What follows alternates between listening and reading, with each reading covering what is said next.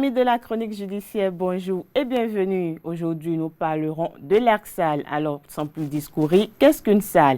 Une société à responsabilité limitée est une société commerciale où la responsabilité est limitée jusqu'à concurrence des apports et qui présente des caractéristiques d'une société mixte de 2 à 100 personnes, notamment parce que les parts détenues dans le capital ne sont pas librement accessibles sans accord de tout ou partie des actionnaires.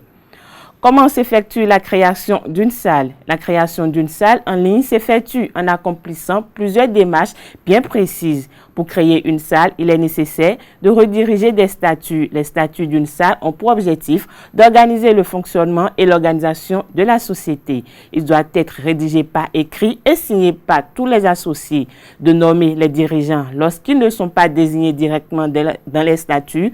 Les gérants de la société doivent être nommés après la signature des statuts dans les plus brefs délais, de réaliser les apports. Chaque associé doit réaliser les apports qu'il s'est engagé à effectuer à la SAL.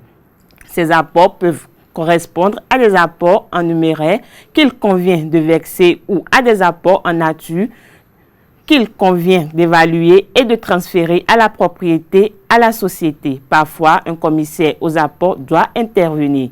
De publier un avis de constitution ou journal des annonces légales. Cette formalité de publicité est obligatoire. De demander l'immatriculation de la SAL au registre du commerce et des sociétés.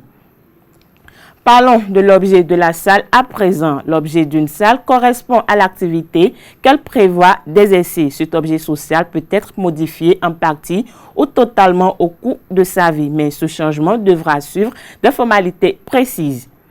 De l'objet, passons à présent au mode de fonctionnement de la SAL. Les associés ont un droit d'information sur la marche de l'entreprise. Ils participent aux assemblées pour voter les décisions collectives, par exemple, approbation des comptes. Une SAL a obligatoirement un gérant chargé de la représenter légalement. Il est également possible de nommer plusieurs gérants. Le gérant d'une SAL est obligatoirement une personne physique, associée ou non au sein de la société. Les modalités de fonctionnement du poste de gérant sont largement définies par les associés de la SAL. Il est notamment ainsi en matière de rémunération. Le gérant peut percevoir une rémunération composée d'un fixe et ou d'un variable. Il est même possible de prévoir aucune rémunération.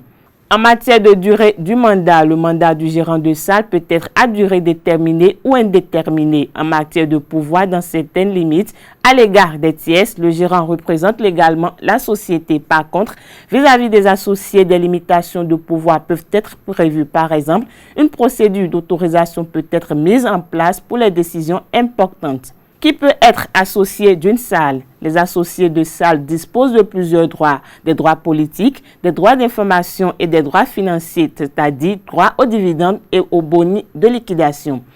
Les décisions du ressort des associés sont prises collectivement. Les conditions de quorum et de majorité dépendent de la nature de la décision, c'est-à-dire ordinaire ou extraordinaire. Les statuts peuvent également prévoir des règles de majorité plus élevées.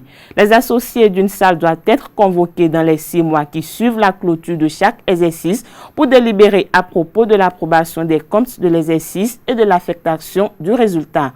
Pour toute modification des statuts de la société telle qu'un changement de dénomination sociale, une augmentation de capital ou un changement d'objet social, par exemple, une décision des associés est nécessaire sauf exception.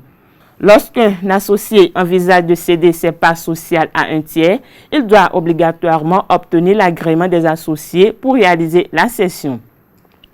L'imposition des bénéfices en SAR. Les bénéfices réalisés par une SAL sont en principe soumis à l'impôt sur les sociétés, sauf lorsque les associés décident d'opter pour le régime des sociétés de personnes. L'application du régime des sociétés de personnes est temporaire, c'est-à-dire 5 ans exercice maximum, sauf si la SAL est composée uniquement de membres d'une même famille. Au régime de l'impôt sur les sociétés, les associés d'une SAL peuvent décider de distribuer des dividendes en présence des bénéfices distribuables. Les gérants majoritaires payent des cotisations sociales sur une partie de leurs dividendes. De l'imposition, notons quelques caractéristiques d'une SAL. La SAL se distingue des autres formes de sociétés sur plusieurs aspects. En effet, elle doit être composée d'au moins 2 associés et au maximum 200. La responsabilité de chaque associé est limitée à ses apports. Cela signifie qu'en cas de dette, la responsabilité de l'associé ne peut être engagée que pour valeur de son capital. Le gérant est responsable pour ses fautes de gestion pénalement et civilement. La cession de la salle se fait par cession des parts sociales. Les avantages de la salle. La salle a plusieurs avantages pour les créateurs d'entreprises. La salle est une forme juridique qui permet aux associés de protéger leur patrimoine personnel. Le fonctionnement des salles est largement encadré par la loi, ce qui procure un cadre juridique sécurisant pour les associés.